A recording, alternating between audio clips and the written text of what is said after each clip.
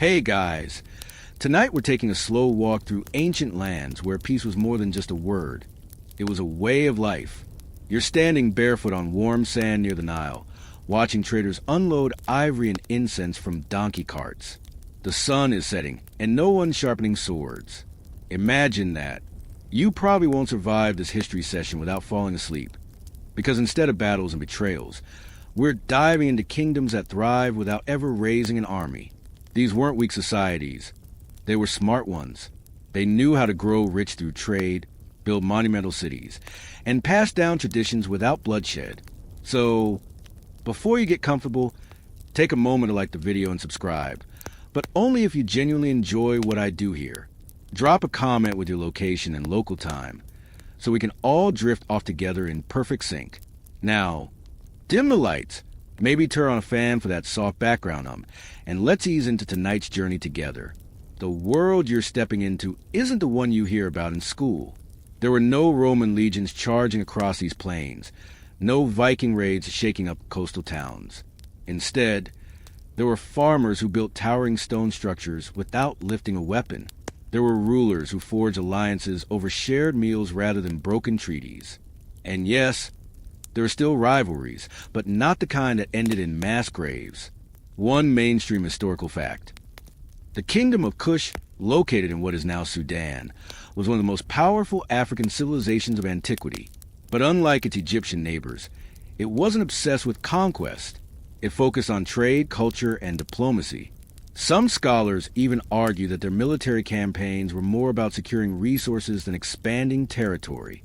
Historians still argue whether their famous pyramids were meant as tombs or symbols of peaceful legacy. A quirky tidbit? Well, picture this. You're walking through a marketplace in Meroe, the heart of Kush, and instead of hearing war drums, you hear artisans hammering iron tools, potters shaping clay, and scribes etching stories onto stone tablets. No battle cries, just the gentle clinking of civilization at work. And now, as the wind rustles through palm trees overhead and the scent of roasted figs fills the air, you begin to realize something strange yet soothing. This wasn't a dream. This was real life, lived by millions across forgotten African kingdoms that built peace, not empires. You trudge along the banks of the Nile, your feet sinking into soft silt as traders call out in Nubian dialects older than Rome itself. The air smells like myrrh and warm bread, not smoke and steel. This is Nubia, Kush to those who remember it all. And tonight, you're not here for war. You're here to watch how a kingdom thrived by choosing peace over plunder. Let's be real. When someone says ancient superpower, your brain probably jumps to Rome, Egypt, or maybe China. But Kush, that quiet giant just across the river from Egypt, was building something different. They weren't interested in conquering their neighbors, at least not in the traditional sense. Instead, they focused on trade, ironworking, and quietly becoming one of the wealthiest civilizations of its time. Picture yourself standing in Meroe, the heart of Kush. The sun beats down, but there's shade under acacia trees where merchants barter gold for spices. No chariots are charging through these streets, just donkeys laden with goods and children playing near mud brick homes. The city hums with life, but not with tension. There's no fear of conscription, no looming draft notice nailed to a temple wall. Just people living their lives, making tools, weaving cloth, and writing poetry in a script that still puzzles scholars today. One mainstream historical fact. Meroe became the economic powerhouse of Kush largely due to its control of iron production.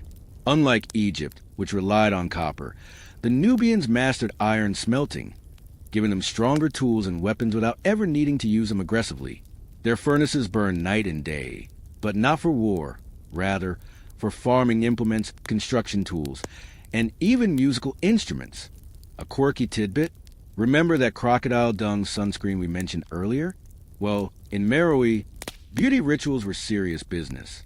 Women used crushed pearls mixed with oil for glowing skin, and men perfumed themselves with frankincense and cinnamon. It wasn't about looking tough. It was about smelling divine while building a thriving civilization. Historians still argue whether Kush's peaceful reputation holds up under scrutiny. After all, they did occasionally clash with Egypt and later Rome. But compared to the constant warring of other empires, Their conflict were minor blips rather than defining features. Some scholars suggest that Kushite rulers deliberately avoided large-scale warfare to preserve stability and focus on long-term prosperity. As you walk past a blacksmith forging a plowshare instead of sword, you can almost hear the rhythm of daily life, steady, calm, unbroken by battle cries. And if you listen closely, you might catch the faint whisper of a lute-like instrument called the tambour, played softly in the evenings. Let the notes carry you forward. You drift further west, past the last palm groves of Meroe, and into a land where peace wasn't just a policy. It was a way of life. The sun hangs low over North Africa, casting long shadows across bustling marketplaces filled with traders speaking Greek, Latin, and Punic. This is Carthage, the great city on the coast, where diplomacy often won more than war ever could. Tonight, you're not here for battles with Rome. Those come later, much later. Instead, you're stepping into an era when Carthage ruled through trade, negotiation, and careful alliances. No empire lasts forever, but for centuries, this North African powerhouse thrived without constant conquest. Think of it as ancient geopolitics done right, strategic, smart, and surprisingly calm.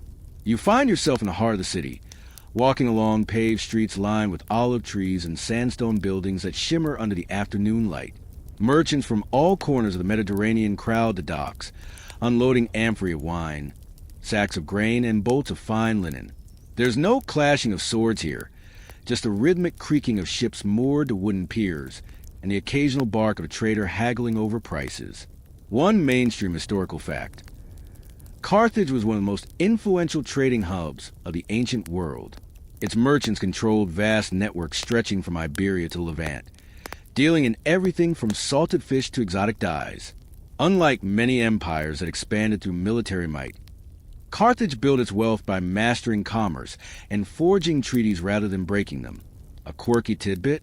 In Carthage, your bedtime routine might involve rubbing your skin with oil infused with crushed rose petals. Beauty wasn't just about looking good. It was part of daily life, even for soldiers who preferred to spend their evenings at home rather than on campaign. And yes, they had actual beauty salons, though instead of electric lamps and makeup mirrors, they used clay pots filled with perfumed oils and small bronze cones carved with intricate patterns. Historians still argue whether Carthage could have avoided war with Rome altogether. Some suggest that if the Carthaginians had been more aggressive in expanding their influence earlier, they might have prevented Roman encroachment. Others believe that their reliance on diplomacy made them vulnerable in the long run, but for a time, longer than most civilizations lasted. Carthage managed to keep the peace while growing richer than nearly any other state in the Mediterranean. As you wander through the marketplace, the scent of saffron and honey fills the air.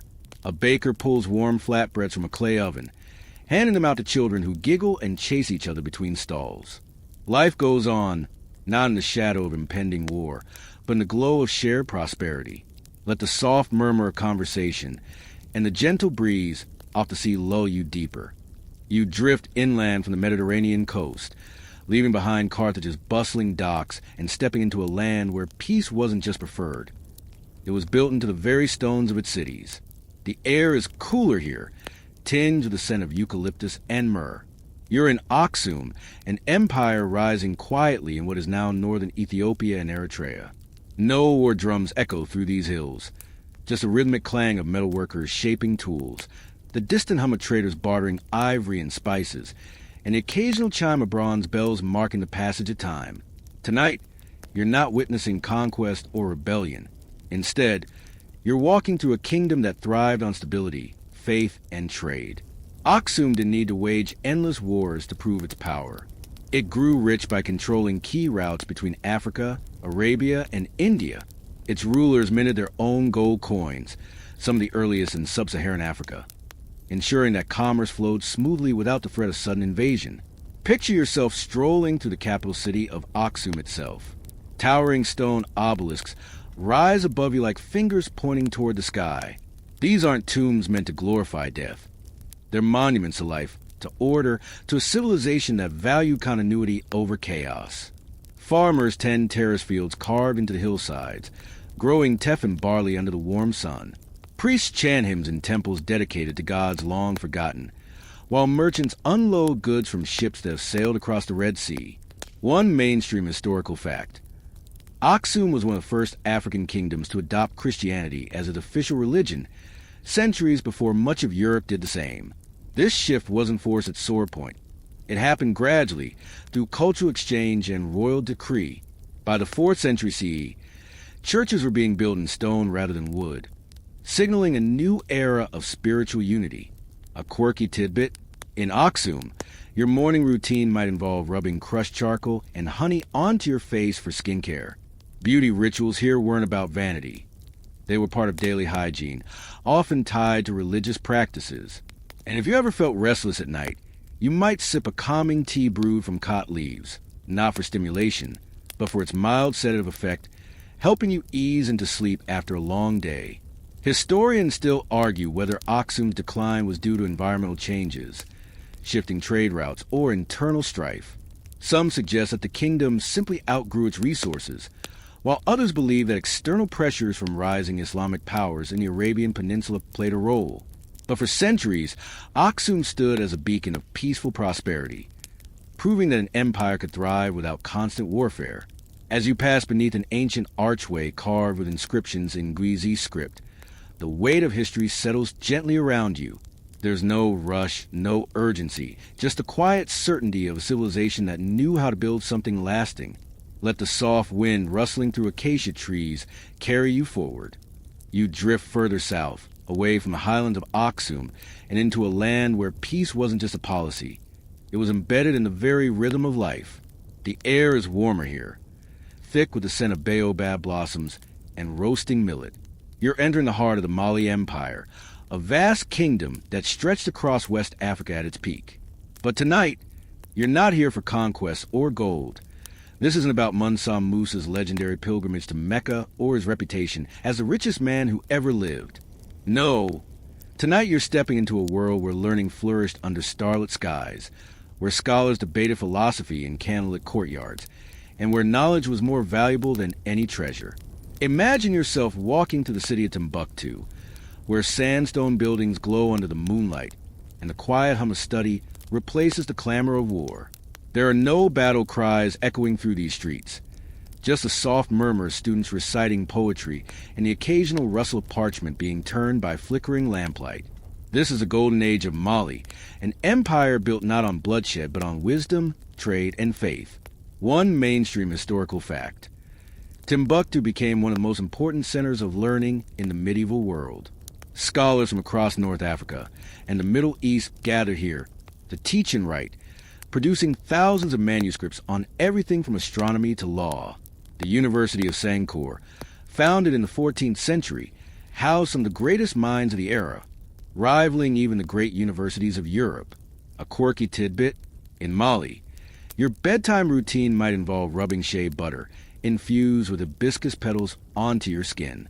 Beauty wasn't just about looking good. It was part of daily life, often tied to spiritual rituals. And if you ever struggle with insomnia, you might sip a warm infusion made from the bark of the baobab tree, believed to soothe restless thoughts and ease the mind into sleep.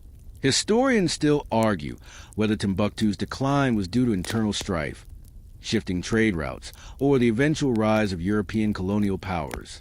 Some suggest that the city's intellectual wealth made it a target for invaders, while others believe that environmental changes played a role in its fading prominence. But for centuries, Timbuktu stood as a beacon of peaceful scholarship, proving that knowledge could be more powerful than any army. As you pass beneath an arched doorway carved with verses from ancient texts, the weight of history settles gently around you. There's no rush, no urgency, just the quiet certainty of a civilization that knew how to build something lasting. Let the soft wind rustling through date palms carry you forward. You drift further south, past the golden dunes of Sahara, and into a land where peace wasn't just a dream. It was carved in stone. The air is thick with the scent of wild figs and damp earth as you step into the heart of Great Zimbabwe. There are no war drums here, no clashing of weapons, just a steady rhythm of daily life echoing through towering stone walls that have stood for centuries. Tonight, you're not here for conquest or collapse. You're here to witness a kingdom that thrived without ever raising an army, built not on bloodshed but on trade, craftsmanship, and quiet strength. Picture yourself walking to the great enclosure, its massive granite stone stacked so precisely that it defied time itself. No mortar holds them together, just careful hands placing each block with purpose. This is a fortress meant to keep enemies out. It's a symbol of stability, of a people who valued endurance over aggression. Farmers tend their fields beyond the city walls, growing sorghum and millet under the watchful gaze of herders guiding cattle across rolling hills. Life moves at its own pace here, unhurried and unbroken by the chaos of war. One mainstream historical fact. Great Zimbabwe was one of the most important trading centers of medieval Africa. Its rulers controlled vast networks stretching from the Indian Ocean coast to the interior, dealing in gold, ivory, and exotic goods. Unlike many empires that expanded through military might, Great Zimbabwe grew rich by fostering peaceful commerce and maintaining strong diplomatic ties with distant lands. A quirky tidbit? In Great Zimbabwe, your bedtime routine might involve rubbing crushed baobab leaves mixed with shea butter onto your skin. Beauty wasn't just about looking good. It was part of daily life, often tied to spiritual rituals. And if you ever felt restless at night, you might sip a warm infusion made from the bark of the Mamaropa tree, believed to soothe anxious thoughts and ease the mind into sleep. Historians still argue whether Great Zimbabwe's decline was due to environmental changes, shifting trade routes, or internal strife.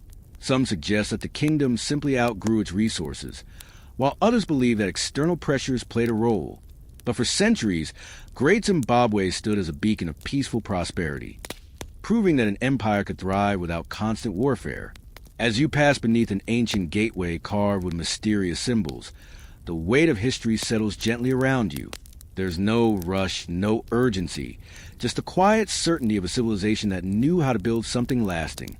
Let the soft wind rustling through mopane trees carry you forward.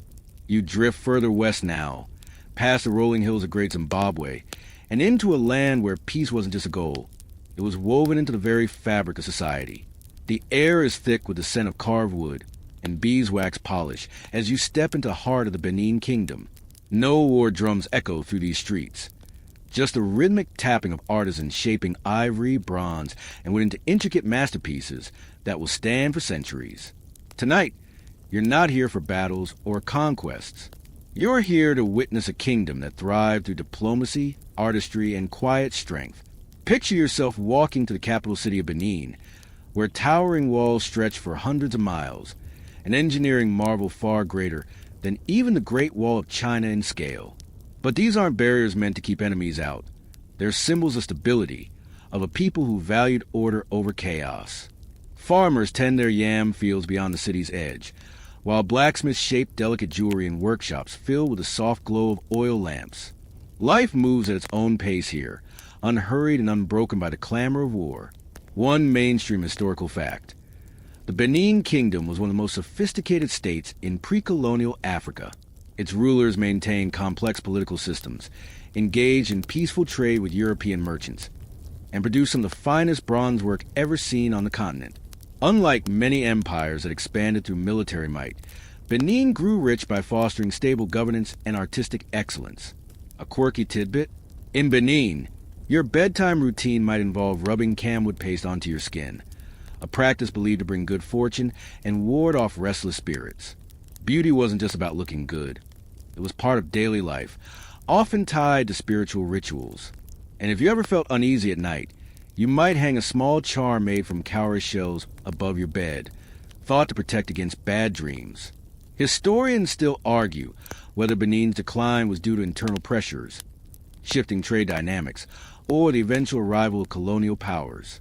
Some suggest that the kingdom simply adapted to new realities rather than collapsing outright, while others believe that external influences played a role in reshaping its future. But for centuries, Benin stood as a beacon of peaceful prosperity, proving that an empire could thrive without constant warfare. As you pass beneath an ornately carved gateway depicting scenes of royal processions and mythical creatures, the weight of history settles gently around you. There's no rush, no urgency, just the quiet certainty of a civilization that knew how to build something lasting. Let the soft wind rustling through mango trees carry you forward.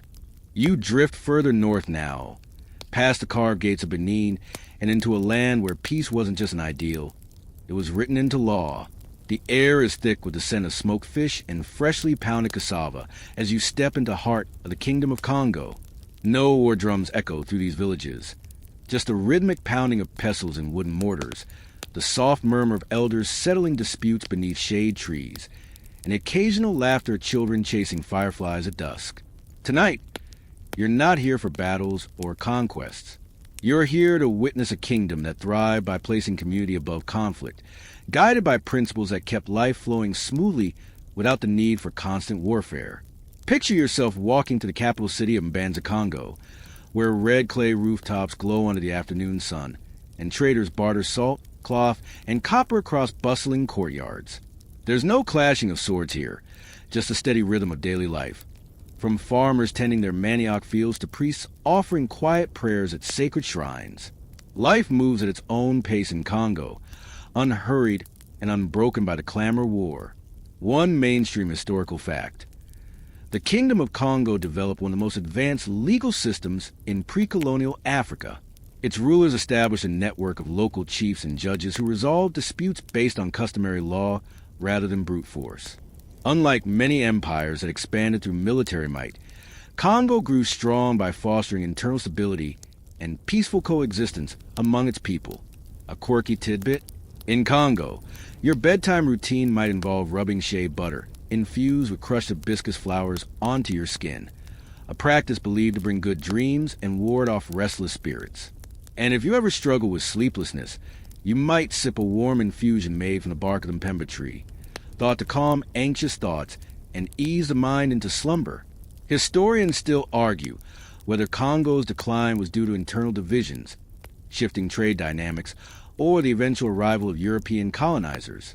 Some suggest that the kingdom simply adapted to new realities rather than collapsing outright, while others believe that external pressures played a role in reshaping its future. But for centuries, Congo stood as a beacon of peaceful governance, proving that an empire could thrive without constant warfare. As you pass beneath an ancient fig tree, where elders once gathered to settle disputes, the weight of history settles gently around you. There's no rush, no urgency, just the quiet certainty of a civilization that knew how to build something lasting. Let the soft wind rustling through palm leaves carry you forward. You drift further east now, past the rolling hills of Congo and into a land where peace wasn't just a dream. It was protected by faith. The air is thick with the scent of incense and warm bread as you step into the heart of the Ethiopian highlands. No war drums echo through these valleys. Just a distant chime of church bells, the soft murmur of monks chanting in ancient Gizi, and the occasional clatter of farmers guiding their plows across terraced fields. Tonight, you're not here for battles or conquests. You're here to witness a kingdom that thrived by holding fast to its beliefs, resisting outside domination, and maintaining peace through spiritual unity rather than military might. Picture yourself walking through the city of Lalibela, where stone churches carved directly from the rock rise like silent sentinels against the twilight sky. There's no clashing of swords here, just a steady rhythm of daily life. From pilgrims making their way barefoot across worn stone paths to artisans shaping intricate crosses out of hammered silver. Life moves at its own pace in Ethiopia, unhurried and unbroken by the clamor of war. One mainstream historical fact. Ethiopia remained one of the few African nations never fully colonized by European powers. Unlike much of the continent, which fell under foreign rule during the scramble for Africa, Ethiopia maintained its independence through strategic diplomacy and, when necessary, carefully chosen military resistance. This wasn't an empire built on endless warfare. It was one that understood how to preserve peace without surrendering sovereignty. A quirky tidbit: in Ethiopia, your bedtime routine might involve rubbing frankincense oil onto your temples, a practice believed to bring calm dreams and ward off restless spirits. And if you ever struggle with sleeplessness, you might sip a warm infusion made from kot leaves, thought to soothe anxious thoughts and ease the mind into slumber, though not too much. You don't want to wake up before sunrise. Historians still argue whether Ethiopia's long-standing independence was due more to geography, leadership, or sheer luck. Some suggest that the rugged highlands made large-scale invasions difficult, while others believe that Ethiopia's strong religious identity helped unify its people against external threats. But for centuries, Ethiopia stood as a beacon of peaceful resilience, proving that a nation could thrive without constant warfare. As you pass beneath an arched doorway carved with ancient Christian symbols, the weight of history settles gently around you. There's no rush, no urgency, just the quiet certainty of a civilization that knew how to build something lasting. Let the soft wind rustling through olive trees carry you forward. You drift further east now, past the highland of Ethiopia, and into a land where peace wasn't just a goal. It was built on a rhythm of tides. The air is thick with the scent of salt, coconut oil, and roasting plantains as you step onto the Swahili coast. No war drums echo through these coastal towns. Just a rhythmic creak of dhows moored to wooden piers, the soft murmur of traders speaking in Swahili, Arabic, and Persian, and the occasional laughter of children chasing each other between coral stone houses. Tonight, you're not here for battles or conquests. You're here to witness a network of city-states that thrive by choosing negotiation over violence, commerce over conflict, and cultural fusion over isolation. Picture yourself walking through the streets of Kilwa Kisawani, where the golden glow of afternoon sun bathes intricately carved doorways and towering minarets. There's no clashing of swords here, just a steady rhythm of daily life. From merchants weighing gold dust on brass scales to fishermen hauling in their nets filled with shimmering silver fish. Life moves at its own pace along the Swahili coast, unhurried and unbroken by the clamor of war. One mainstream historical fact: the Swahili city-states, stretching from modern-day Somalia down to Mozambique, were among the most cosmopolitan trading hubs of the medieval world. Unlike many empires that expanded through military might, these independent states grew rich by fostering peaceful trade relationships with Arabia, India, and even China. Their wealth came not from conquest, but from the steady flow of goods like ivory, gold, and mangrove timber exchanged across the Indian Ocean. A quirky tidbit: in Swahili society, your bedtime routine might involve rubbing sandalwood oil onto your skin, a practice believed to bring good dreams and ward off restless spirits. And if you ever struggle with sleeplessness, you might sip a warm infusion made from baobab fruit pulp, thought to soothe anxious thoughts and ease the mind into slumber. Historians still argue whether the Swahili coast decline was due to internal fragmentation, shifting trade dynamics, or the eventual arrival of European colonizers. Some suggest that the rise of Portuguese power in the early 16th century disrupted the delicate balance these city-states had maintained for centuries, while others believe that environmental changes played a role in reshaping their future. But for centuries, the Swahili coast stood as a beacon of peaceful prosperity, proving that an empire, or rather, a collection of thriving city-states, could thrive without constant warfare. As you pass beneath a coral stone archway where traders once gathered to discuss prices and politics, the weight of history settles gently around you. There's no rush, no urgency, just the quiet certainty of a civilization that knew how to build something lasting. Let the soft wind rustling through coconut palms carry you forward. You drift inland now, away from the salt-kissed breeze of the Swahili coast, and into a land where peace wasn't just maintained. It was carefully managed. The air is thick with the scent of smoked fish and freshly pounded yam as you step into the heart of the kingdom of Dahomey. No war drums echo through these villages, just a rhythmic pounding of pestles and wooden mortars, the soft murmur of traders haggling over cowrie shells, and the occasional laughter of children playing beneath thatched roofs. Tonight, you're not here for battles or conquests. You're here to witness a kingdom that thrived by avoiding unnecessary wars and using diplomacy, ritual, and clever governance to keep its people safe and prosperous. Picture yourself walking through the capital city of Abumi, where red earth walls glow under the afternoon sun and royal messengers move silently between palace courtyards. There's no clashing of swords here, just a steady rhythm of daily life.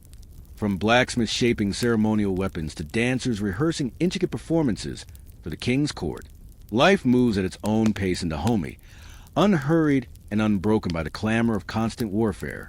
One mainstream historical fact: Dahomey developed one of the most structured political systems in West Africa. Its rulers maintained control through a combination of centralized authority, complex rituals, and careful alliances. Unlike many kingdoms that engage in frequent military campaigns, Dahomey often chose negotiation and strategic marriages to secure its borders and expand influence without bloodshed. A quirky tidbit: in Dahomey, your bedtime routine might involve rubbing shea butter infused with crushed basil leaves onto your skin, a practice believed to bring calm dreams and ward off restless spirits. And if you ever struggle with sleeplessness, you might sip a warm infusion made from the bark of the aduwa tree, thought to soothe anxious thoughts and ease the mind into slumber. Historians still argue whether Dahomey's decline was due to internal pressures, shifting trade dynamics, or the eventual arrival of European colonizers. Some suggest that the kingdom simply adapted to new realities rather than collapsing outright, while others believe that external forces played a role in reshaping its future. But for centuries, Dahomey stood as a beacon of peaceful governance, proving that an empire could thrive without constant warfare. As you pass beneath a carved wooden gateway where royal proclamations were once announced to gather crowds, the weight of history settles gently around you. There's no rush, no urgency, just the quiet certainty of civilization that knew how to build something lasting. Let the soft wind rustling through raffia palms carry you forward. You drift further west now, past the royal courts of Dahomey, and into a land where peace wasn't just a policy. It was embedded in gold. The air is thick with the scent of roasted plantains and warm palm oil as you step into the heart of the Ashanti Empire. No war drums echo through these villages, just the rhythmic tapping of brass workers shaping delicate filigree, the soft murmur of traders weighing gold dust on woven scales, and the occasional laughter of children chasing fireflies beneath thatched eaves. Tonight, you're not here for battles or conquests. You're here to witness a kingdom that thrived by understanding that wealth didn't have to come from war, and that stability could be more valuable than any battlefield victory. Picture yourself walking to the capital city of Kumasi, where golden sunlight filters through the canopy of silk cotton trees, and the faint hum of drumming provides a gentle backdrop to daily life. There's no clashing of swords here, just the steady rhythm of artisans weaving intricate kencloth, their fingers moving like dancers across a loom. Life moves at its own pace in Ashanti, unhurried and unbroken by the clamor of constant warfare. One mainstream historical fact: the Ashanti Empire became one of the most powerful states in West Africa not through relentless expansion, but through strategic diplomacy and control over regional trade networks. Unlike many kingdoms that engage in frequent military campaigns, Ashanti rulers often preferred political alliances and tribute systems to maintain influence without bloodshed. A quirky tidbit: in Ashanti society, your bedtime routine might involve rubbing shea butter infused with crushed hibiscus petals onto your skin, a practice believed to bring calm dreams and ward off restless spirits. And if you ever struggle with sleeplessness, you might sip a warm infusion made from the bark of the Niamejwa tree, thought to soothe anxious thoughts and ease the mind into slumber. Historians still argue whether Ashanti's decline was due to internal pressures, shifting trade dynamics, or the eventual arrival of British colonial forces. Some suggest that the kingdom simply adapted to new realities rather than collapsing outright, while others believe that external influences played a role in reshaping its future. But for centuries, Ashanti stood as a beacon of peaceful prosperity, proving that an empire could thrive without constant warfare. As you pass beneath a carved wooden gateway adorned with the Adinkra symbols representing wisdom and unity, the weight of history settles gently around you. There's no rush, no urgency, just the quiet certainty of a civilization that knew how to build something lasting. Let the soft wind rustling through mango trees carry you forward. You drift further south now, past the golden heartland of Ashanti and into a land where peace wasn't just an aspiration. It was a tradition. The air is thick with the scent of wild herbs and damp earth as you step into the early days of the Zulu kingdom. No war drums echo through these valleys, just a rhythmic tapping of hoes in soft soil, the soft murmur of elders sharing stories by firelight, and the occasional laughter of children chasing each other between beehive-shaped huts. Tonight, you're not here for battles or conquests. You're here to witness a kingdom before its transformation, when unity came not from conquest, but from careful leadership and shared purpose. Picture yourself walking through a homestead nestled among rolling green hills, where cattle graze peacefully under the watchful eyes of herders. Smoke curls lazily from cooking fires, and the scent of roasted maize fills the evening air.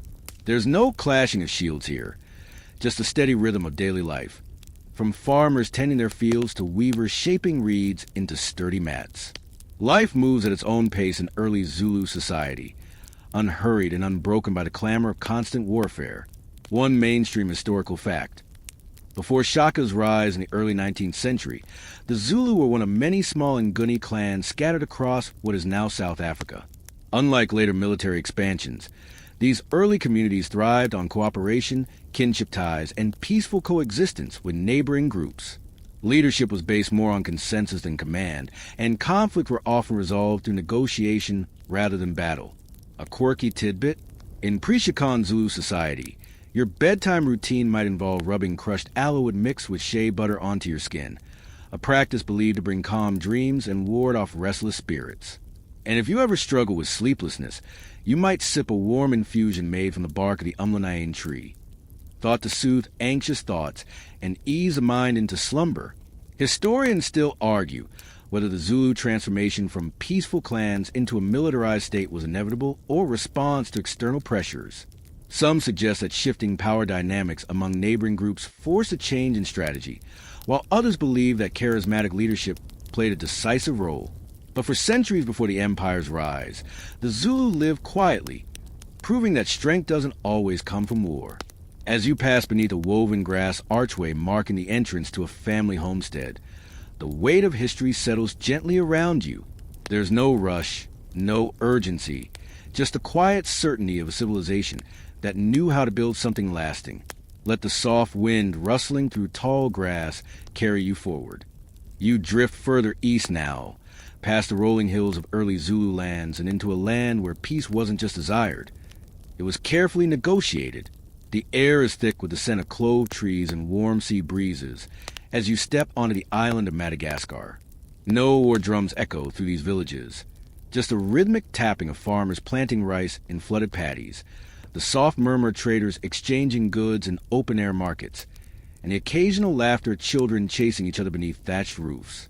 Tonight, you're not here for battles or conquests. You're here to witness a kingdom that thrived by choosing diplomacy over destruction, consensus over conflict. Picture yourself walking through the highlands of central Madagascar, where the capital city of Antananarivo glows under the golden afternoon sun. Red-tiled rooftops line the hillsides, and winding paths lead past wooden palaces adorned with carved symbols of unity. There's no clashing of weapons here, just a steady rhythm of daily life, from artisans shaping delicate silver jewelry to scholars copying ancient texts onto hand-woven cloth. Life moves at its own pace in the Meraina Kingdom, unhurried and unbroken by the clamor of constant warfare. One mainstream historical fact. The Meraina Kingdom rose to prominence not through military dominance, but through careful governance, cultural refinement, and strategic alliances. Unlike many African states that expanded through force, Meraina rulers often preferred negotiation, integration, and gradual consolidation of power. Their approach allowed them to unify much of Madagascar without the bloodshed seen in other expanding kingdoms. A quirky tidbit: in Meraina society, your bedtime routine might involve rubbing ylang-ylang oil onto your temples, a practice believed to bring calm dreams and ward off restless spirits. And if you ever struggle with sleeplessness, you might sip a warm infusion made from vanilla pods soaked in coconut milk, thought to soothe anxious thoughts and ease the mind into slumber. Historians still argue whether the Meraina Kingdom's decline was due to internal pressures, shifting trade dynamics, or the eventual arrival of French colonial rule. Some suggest that the kingdom simply adapted to new realities rather than collapsing outright, while others believe that external influences played a role in reshaping its future. But for centuries, Meraina stood as a beacon of peaceful governance, proving that an empire could thrive without constant warfare. As you pass beneath a wooden gateway where royal decrees were once announced to gather crowds, the weight of history settles gently around you. There's no rush, no urgency, just a quiet certainty of a civilization that knew how to build something lasting. Let the soft wind rustling through eucalyptus trees carry you forward. You drift further still, now beyond the shores of Madagascar and across the vast sweep of history. The air is thick with the scent of time itself, dust, myrrh, and the faintest whisper wind through ancient trees. You wander through kingdoms built not on war, but on wisdom, trade, faith, and careful diplomacy. Tonight, as you reach the end of your journey, there's no grand finale, no dramatic battle or final conquest. Just the quiet hum of civilizations that chose peace over power and thrive because of it. Let yourself slow down. Let the rhythm of this final stretch feel like sinking into a soft bed after a long day. You walk through Nubia's sun-drenched markets, listen to Carthage's murmured negotiations, trace the carved obelisks of Aksum, study by candlelight in Timbuktu, run your fingers along the smooth stones of Great Zimbabwe, admire the artistry of Benin, felt the weight of Congo's justice, breathe in the incense of Ethiopian churches, watch dhows glide across the Swahili coast, heard the measured pace of Dahoma's royal drums, seen Ashanti gold glint in firelight, sat beneath Zulu, huts as elders spoke, and stood on Malagasy hills where unity was chosen over division. One mainstream historical fact. Many of these peaceful African kingdoms influenced global trade, culture, and governance far more than traditional Western histories acknowledge. Their legacies live on, not just in ruins or manuscripts, but in the very idea that civilization doesn't have to be built on bloodshed. A quirky tidbit: if you were to fall asleep tonight in any of these places, your dreams might smell like shea butter and sandalwood, taste like warm baobab tea, and sound like the distant chime of bronze bells. Each kingdom had its own way of easing into sleep, just as they had their own ways of living well. Historians still argue whether peace was ever truly sustainable or if it was always just a pause between inevitable storms. But what matters tonight isn't debate. What matters is that for a while, in lands both near and far, people lived without fear of conscription, without walls built only for defense, without rulers who saw war as glory. Now, let the stories settle behind your eyelids like a warm blanket. Let the weight of history lull you into stillness. Let the knowledge that peace was possible, once, somewhere, soothe your thoughts into calm.